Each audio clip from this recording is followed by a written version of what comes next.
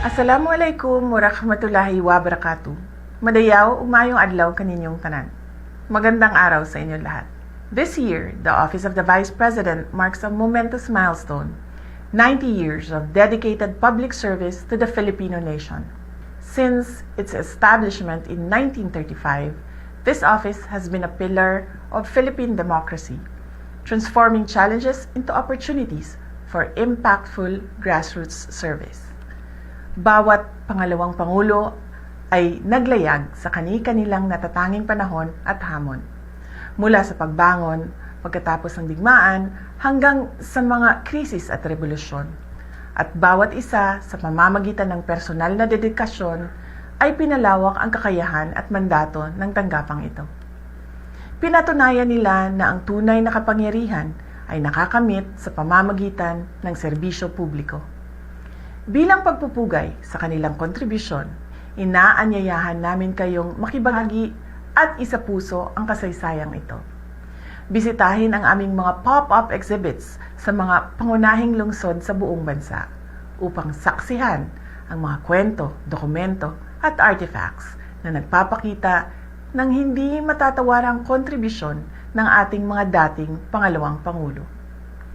Our 90th anniversary celebration is a launchpad for the future.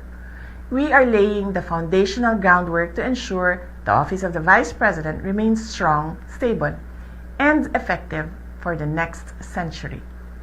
We are actively working toward realizing three critical goals. First, the OVP Museum, a dedicated space to permanently preserve and showcase the history, artifacts, and enduring legacy of the Vice Presidency for future generations of Filipinos. Second, a permanent OVP office, a stable, dedicated headquarters to enhance efficiency, reduce costs, and ensure uninterrupted, accessible service delivery regardless of administration. Lastly, the OVP Charter, a legislative initiative to formally define the mandate, functions, and capacity of the Office of the Vice President, ensuring that the authority earned through 90 years of service is constitutionally recognized and supported. These initiatives are our commitment to democratic institution building. Strengthening this office will allow us to serve you better, more efficiently, and with greater impact. Join us in this momentous celebration and share your hope for the future of the Office of the Vice President. Sama-sama nating ipagdiwang ang 70 taon ng serbisyo ng tanggapan ng pangalawang Pangulo. Magtulungan tayong itaguyod ang kinabukasan ng ating bansa.